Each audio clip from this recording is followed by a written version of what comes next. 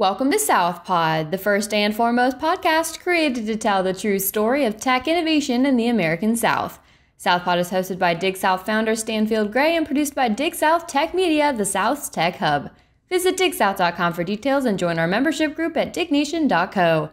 This episode of South Pod was originally recorded on Dig Cafe. It features John Hand and Martin Willoughby of Iron Bridge Capital.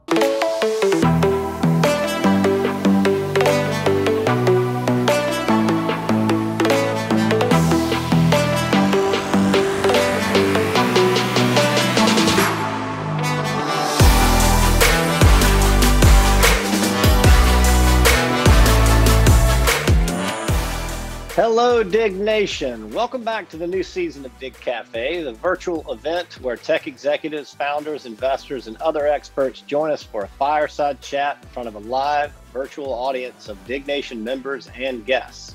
Dig Nation is the South's tech membership tribe. Learn more and join us at dignation.co. Dig Cafe is powered by Dig South, the South's premier tech media company. My name is Stanfield Gray. I am your host and the founder of Dig South. Today, we welcome Dig Nation members John Hand and Martin Willoughby of Iron Bridge Capital, the developers of Charleston Tech Center. Charleston Tech Center is a 92,000 square foot Class A office and retail space located at 997 Morrison Drive in Charleston, South Carolina. The Charleston Tech Center is designed to be home to a full house of tech-centric companies. CTC will also serve as a centerpiece of Charleston's burgeoning tech district with a monument to the work-play continuum.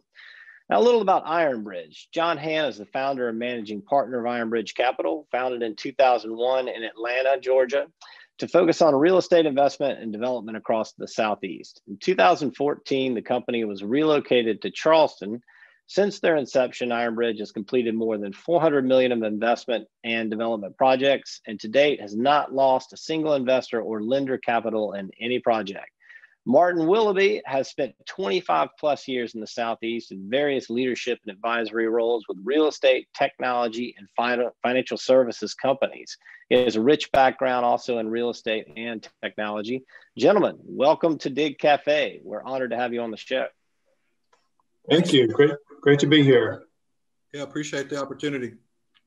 All right, so it's good to see you today, and it's fantastic to see the growth of Charleston's digital economy and tech center as it's kind of crept up the peninsula to the neck area and into burgeoning district in terms of breweries and technology companies and various founders of all sorts of entrepreneurial enterprises.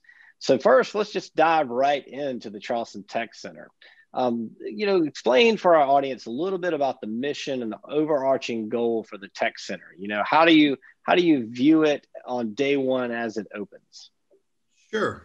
And the mission for the Tech Center has been around since before we got involved. This was conceived by the city and Ernest Andrade in the Digital Quarter back when they took down the land. And I met up with Ernest, and I want to say it's probably 2017 now, and he had been talking to different developers about what his vision for the center and what it was about.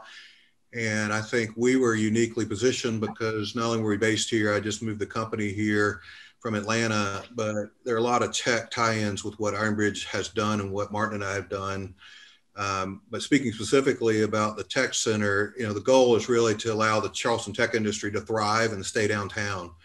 A good example, one of the early meetings I had with Ernest, we were in his office, and one of his CEOs came running in, kind of burst in the room and said, Ernest, I need 4 more offices. I need 5 more parking spots. This is such a headache. I need to run my company. I can't spend all this time worrying about real estate and parking. And I don't know if he sees this, he'll know exactly who it is. But, I said, well, there's the perfect, mission for the Tech Center. That's what we need to solve right there. We don't need CEOs downtown worrying about where their employees are going to park or where they're, how they're going to grow. So we've positioned the Tech Center to focus around tech. So whether you have 1 person or 100 people, we got the space that you can grow in place. You can start at the Digital Quarter, get a hot desk, get an office. As you get bigger, we've got the 3rd floor where you can go year to year with finished spaces, very flexible. We've got one tenant right now that's got 1 space, has an option next door that as they grow, they know they got the place to move into. And then the upper floors are more traditional office space for more stabilized companies.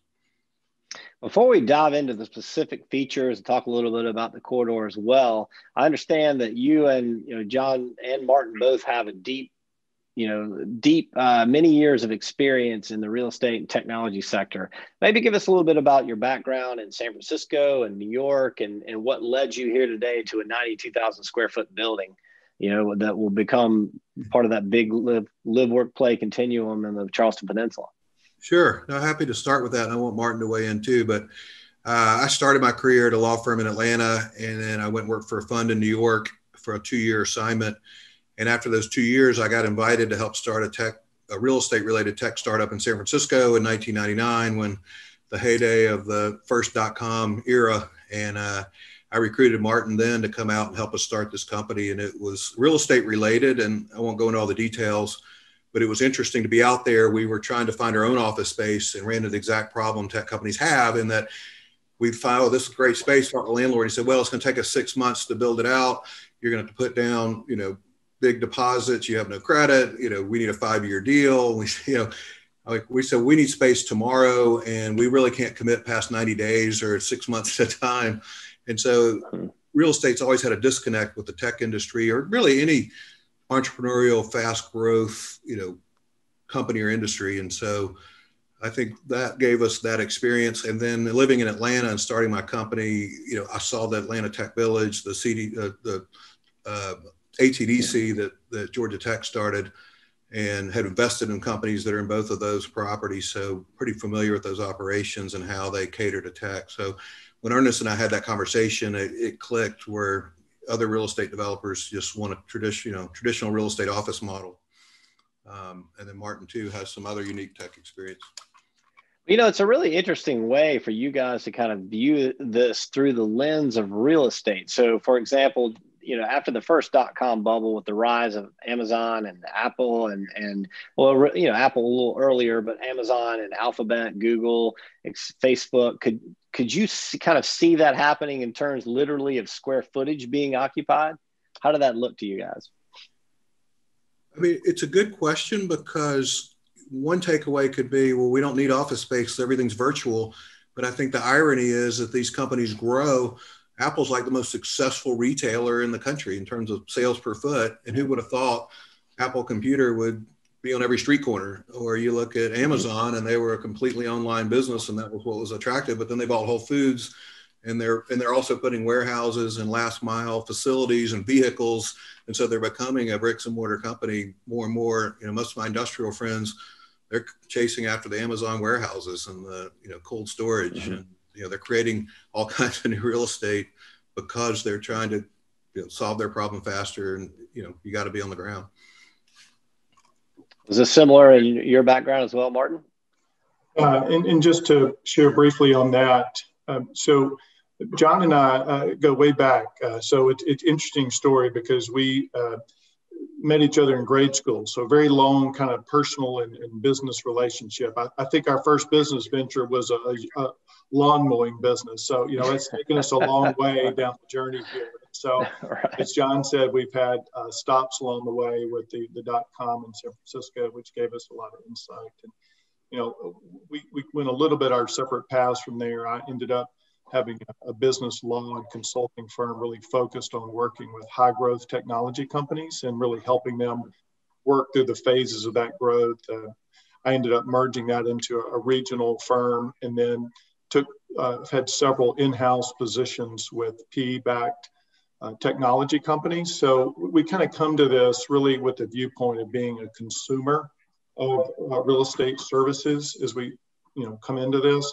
As well as, on the development side of things. And so it's been I will note that John is a great ambassador for the Metro Charleston area, because I was living in Memphis, Tennessee for a long time. And John had been sharing with me all the great things about living in Charleston. So we recently moved our family here back in August. And so we've loved it. It's been great to be here. Good. So it sounds like, if I had to guess, lawnmowers and lemonade stands have launched 10 million businesses in America eventually. Every kid starts there. Exactly. So we encourage that. We're big fans of entrepreneurship. I love it. Well, Dig South, was launched as, and it kind of stands for Digital South, but also digging into the South, with the idea that we were going to help bring the content, contacts, and capital pieces to companies and to founders within the region that were only typically available in Silicon Valley, Boston, New York, other tech centers. With you being from Memphis, or spending time in Memphis, I should say, and then, having seen firsthand San Francisco, New York, are you seeing the Southeast catch up in terms of emerging technology, business growth? John, why don't you start with that one? Yeah, I think there is some catch up. I think places like Austin, Texas, Nashville, I feel like we make the list of the smaller tech cities in terms of how much tech we have for the relative size of Charleston. I'll say the differences I see are the companies here usually have a more practical business model. They usually have a path to revenue and profit faster than what you might start in San Francisco with a, 10 million in a dream of some way. Twitter, I didn't think figured out how to monetize that till way later, but they were able to get funding and get it going. So I think also valuations here are more reasonable. So, you don't see quite the same two guys in a business plan getting funded with, 8 figures like you here, like you do out there. So I think there are some subtle differences, but I think given where the internet's taking us and where people now seem to want to live and pick their lifestyle and then work around that, I think we have a huge opportunity to grow. Yeah, so there are obvious advantages to having that path to revenue. Do you see some disadvantages in terms of not being able to raise as much venture capital as you might on the West Coast? I think that the venture capital firms, I'll let Martin speak to this too, but I think they're getting more interested in looking outside of their backyard for companies. So I think the Atlanta venture firms have come here and invested, and I think they'll continue to. That's one of the things I'd like the Tech Center to tie into. I have some contacts in that circle in Atlanta.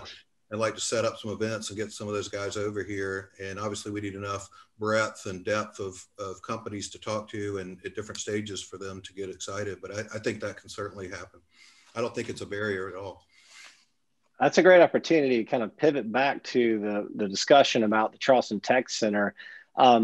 What types of companies do you anticipate will be in the building? The ones who are reaching out, are they B2C, SaaS type companies? Are they B2C companies? What do they look like? I'll kind of start on that, and John, feel free to chime in on this. But what we're seeing, and again, we've talked about it so far, is the technology focus of the building. And really, what does that mean? So you have, we have a mix, and this is really the goal, right? Is to have a mix of pure play technology companies at the core of their business, companies that are very technology driven, and then really the key infrastructure type companies that support tech companies, whether it be a financial firm that is very focused on that, or staffing or otherwise. So we're trying to create an ecosystem there to really support the growth of these technology oriented companies. So far, and we've had some announcements about these, so these are public, but for example, well-known local names such as Workiva, Atladdle, Gnosis, which is a very up-and-coming B2B company. So we're seeing a mix of both B2C and B2B businesses that are coming into the building, and companies that want to be a part of that ecosystem. Great, yeah, and you mentioned earlier the Charleston Digital Corridor as an important anchor tenant of the building, and really through Ernest Andrade's leadership, the group that helped bring a lot of this to life in Charleston in terms of the digital economy, digital ecosystem, through the support of the city of Charleston. Do you view that as kind of giving you that jump start, for the building to take off? You've already got them as an anchor tenant on a full floor. Is that the second floor? Is that correct? That's correct, Stan. And absolutely, I don't think you do this building without a partnership and anchor tenant in the digital quarter, because I think that's, there's such an ecosystem already there that just needed a place. So I would say, I count offhand, but we've got 2 or 3, maybe 4 different tenants that are either digital quarter members or tenants that outgrew their space at the digital quarter that have already followed what the plan was.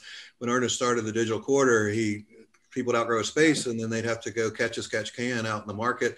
They want to stay downtown. They have trouble finding places with parking and flexible terms, and they end up kind of scattered all over the area. And I think what the Tech Center can do is really anchor those. Will be a lightning rod to age in place, as I like to call it, where they can just stay in the building and grow. And then there's a second phase potentially next door that, if we need more space, that can be built. And do you have a plan to build out that ecosystem in terms of the community and the types of programming that will be available? Yeah, with COVID, you're limited to things like this right now. And our focus so far has been to get the building open, but we certainly, we plan to entertain programs in terms of, helpful resources and speakers that can come, networking events, even social events outside. We built a stage for some live music we hope to host on the park, that we have there. We feel like, as opposed to just a typical office building, since all of our tenants are in a similar space, they're going to have a similar demographic of employee, it makes sense to really build community around it, and not just show up to work and leave and never know who your next door neighbor is. So I'm excited about that. And I'd say too, that once we have a physical space and presence, there's just a lot of different things we can do and partner with. One example is having like a Shark Tank venture capital presentation, let companies present. I've even talked to a couple of venture capitalists about wanting to do that, coming from Atlanta, and getting pitched on different companies. So, once you have a place, I think it opens up a lot of doors that you don't have when everybody's scattered around. Yeah, just having the space will be that kind of beacon to draw everybody there. So the property highlights, understand you have, bike racks and showers to accommodate people who are going to be working out, exercising. You're within walking distance to Edmonds Oast and Butcher and Bee, and, a whole host of hotels and other amenities. What are you kind of most excited about in terms of the physical position and location of the building on that part of the peninsula? Yeah, when somebody asked me, I talked to friends in other places, and they said, "Where's your building?" And I said, if I took a map out and picked the perfect location for a new tech center, I couldn't get a better location than where we are. And you talk to people that office at Half Mile North who may have moved up from, the Broad Street area and said, "Man, we shortened our commutes by 15 minutes not driving down there." And we're right at the intersection of 17 and 26. So you can really get to North Charleston, you get to West Ashley, and get to Mount Pleasant. I think that's why the home team has been so successful, because people can meet there on Saturday from all over town. So to me, it's a perfect location for that.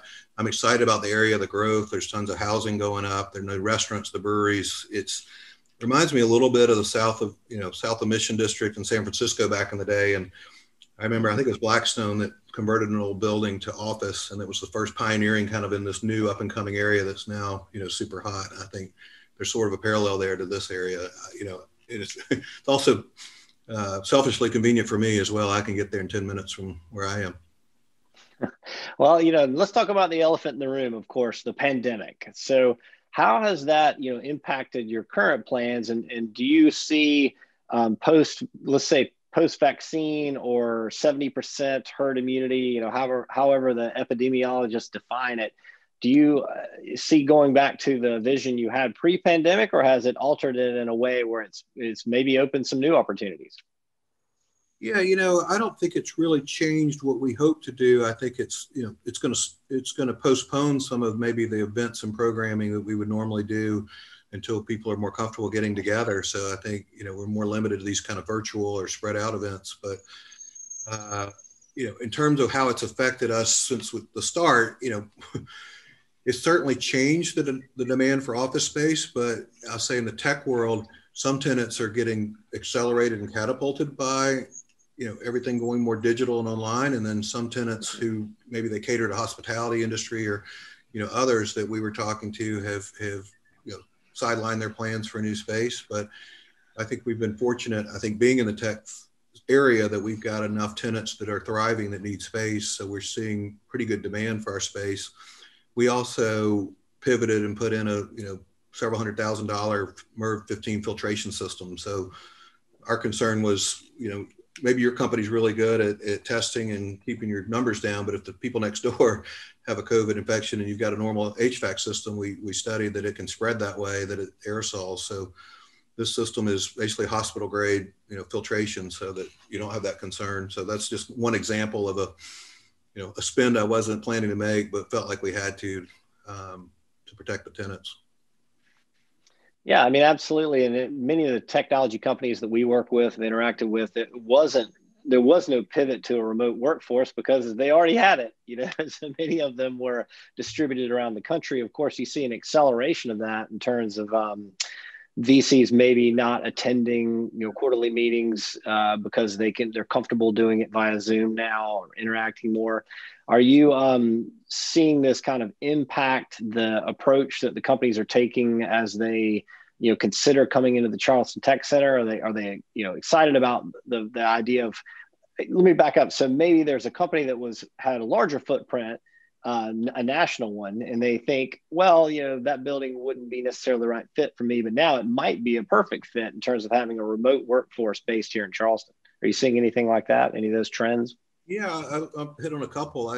Without naming names, there are a couple of tenants that have come into our flexible space that were in bigger space, and so they downsized into our building and said, well, we don't know if we're going to shrink or grow, and we like the idea of sign up on a shorter term on fixed office space. We have a few of those, and then we have some where it's relocation or a new office. And when I talked to the decision makers, and they said, we're afraid when we open this office, everybody's going to want to move there, and that's been the case for the ones that have expanded. Insight Global is a good example. They've got 50 offices around the world, but they said as soon as they announced they're opening Charleston, because they didn't have a presence in the whole low country, they're going to service Wilmington, Charleston, Savannah, tech, primarily tech companies. They said they were oversubscribed on people that wanted to relocate an office here. And so we're kind of seeing another trend too of companies doing more of a hub and spoke approach and being willing to cater to an employee or a group of employees that want to stay in a certain area, and they'll just let them open an office there. And I think, one change we made to our conference room is we've got state-of-the-art video conferencing equipment going in with microphones along the table, and it cancels out the echoes and delays. So that was not something we were putting a huge emphasis on before, but also it's wireless plug and play with Apple and Mac and PC and Android, Apple. Used to, you had like 9 different plugs, and you had to have the tech guy come in here and help you hook up the audio. Sure. Vision. Now it's gotten seamless. So let's pull out the crystal ball for a moment. Let's say 3 years from now, 5 years from now, what are some predictions that either you or Martin might make about Charleston's tech economy, the way it evolves here around the building, in terms of being an attractor of talent and an attractor of potential new employers to the region as well? Martin, you want to lead that? Yeah, I'll start, and then John, I'm a short timer, right? So I haven't been here for long, but I would tell you a few things, because I think my story is one that is part of why I'm very bullish on both the metro community and this tech district that we're doing. And that is with the changes, and a lot of these are COVID driven, as you've mentioned, that, the idea that everybody has got to work in one city and one building, or, it is really changing. I think a lot of people are rethinking. I know the companies that I've been involved with are rethinking their strategy about, how they want to office, how they want to handle their remote workforce. And so people like me who decide, hey, I'm going to make a lifestyle choice. I'm going to move to Charleston and work out of here. If we did the numbers, I'm sure that, they're very high, people moving into this community like that. And so we're seeing it from the Northeast, the Midwest, from all over the country. I think technology, executives as well as, remote workers are moving here. And so I think that's going to have a big impact. And how that leverages and creates community is what I'm excited. And I think, your organization is going to have a big part of that, really, as you bring those people into the fold of the Charleston technology community and what that looks like to be a part of. But, John, I'm a newbie, so you speak from more experience on this. Yeah, I was going to say, and Stan, you've probably seen it too, but in the tech world and outside the tech world, a number of people moved here during COVID just to get away. Not moved here, they rented a house, and so, New York shut down, and or even California, I've seen some, people from LA that have come here, and they rented a house for a month or two on Sullivan's or wherever. And now they've said, it's so great here. We're figuring out how to move and stay and put our kids in school. And, we picked up several new families that way at the school that my kids are involved in. And I think what happens is they work out of their house, and then we're already seeing this too, tenants coming to us saying, now I need to start thinking about where I'm actually going to have an office. I'm here now. I want to hire some employees. I want to have a presence.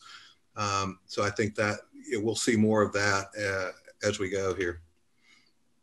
Good. Yeah. One of the questions we received from our audience today was Mike Sotak asking that about the trend of people moving to Charleston. Are you seeing it specific to New York or Boston, or is there any type of hotspot that seems to have the most attention kind of in the shift toward the Southeast, or Charleston specifically? Or is it just kind of a wide array? Northeast is certainly one of the hot spots. I've got a friend who's got a 1,000-unit housing project, and they're selling a good clip. And I said, "Where's the demand coming from?" And he said, "We're selling half or more right now to people coming in from the Northeast, Connecticut, New York, Boston." So that's definitely called a hot spot. But I think if you surveyed, there are people moving from the Midwest, there are people moving from all over, even Atlanta and Charlotte, people coming in. And again, my evidence is anecdotal. I don't have a hard survey on it, but it's just in talking to mostly residential real estate people, what they're seeing. Great. Well, last question, in terms of marketing the building, and number one, how can people get in touch with you, find out more about the Charleston Tech Center? Number two, what do you still have available? What's most exciting to you? And did I miss anything? Is there anything you wanted to cover, or something, something looming in your mind that, hey, people need to know about this, that's really happening here? Hey, John, let me start with that, and then you jump in and close us off here. But one thing I would say is that, we're not just building a building here. The idea is to create an experience. And so to John's credit, he did a lot of deep research on the needs of technology tenants. And so, we've touched on a few in this conversation, but really, by design, it's to create an atmosphere that's good for employers, that's good for employees. And so, we hope to do something much more than just having a place to show up and go to work. So I think that's an important point to make, and it is a part of that interactive experience for employees in that regard. And so, John, kind of take it from there, to finish up. I really wanted to make sure that point got across of the experience that we're trying to create there. Yeah, that's certainly a focus. And I think you hit on it perfectly, Martin. The other thing I'd say, just in terms of space and what we got, we don't have any empty floors remaining. We're starting to, we've put retail on the first floor last because of COVID. Our concern was that restaurants weren't expanding. Most of them were contracting and laying people off, but we're now starting to see energy in that space again. And we're, trying to recruit F&B that will match with our demographic. And that's our goal, is to put some good places to be able to go to work, have breakfast, eat lunch, have dinner, glass of wine on the park, or, play some ping pong. In terms of spaces, I think our biggest space left is about 7,000 feet. And we've got a couple of smaller spaces in the building. But other than that, we're pretty well spoken for. But if we do have a website, I think it's charlestontechcenter.org. And Lang Tarrant is the primary inboard marketing person for new leases and new tenants. But certainly reach out to me or Martin as well. We can get them in touch with the right people. Hey, John, one last thing that I just recall we may want to mention is about our internet capabilities at the building that you may want to say. Yeah. We've done a wholesale agreement with Cogent, and we're going to have a 10 gig service going up and down fiber, and basically wholesaling we'll have the fastest internet, I think, of any building in the Charleston area. And you can buy as much or as little bandwidth as you need or want, which is, some tenants really, in this tech industry love that. That's a fantastic amenity. Yeah. Good. I imagine when Martin stepped on the ground and smelled barbecue, as a Memphis guy with those 3 world-class barbecue restaurants within, what is it, maybe a 5-minute walk to. That's right. Yeah, it's an incredible barbecue. Well, we'll see how that Charleston compares to Memphis on the barbecue. We're very, very competitive. I love it. Well, I want to thank you, John Hand and Martin Willoughby of Ironbridge Capital and the Charleston Tech Center, for joining us on Dig Cafe. Thank you, gentlemen. Great to be here. Good being with you. Of course, I want to thank our Dig Nation members and guests for tuning in to Dig Cafe. I'm your host, Stanfield Gray. It's been a great pleasure. Keep up with tech news in the South and learn more about Dig South's virtual events and membership. Subscribe to our e-news at digsouth.com. That's dig as in digital, south.com. To sponsor Dig Cafe and other Dig South programs, email info@digsouth.com for further details. Until next Wednesday, keep your coffee hot for Dig Cafe. This is Stanfield Gray signing off.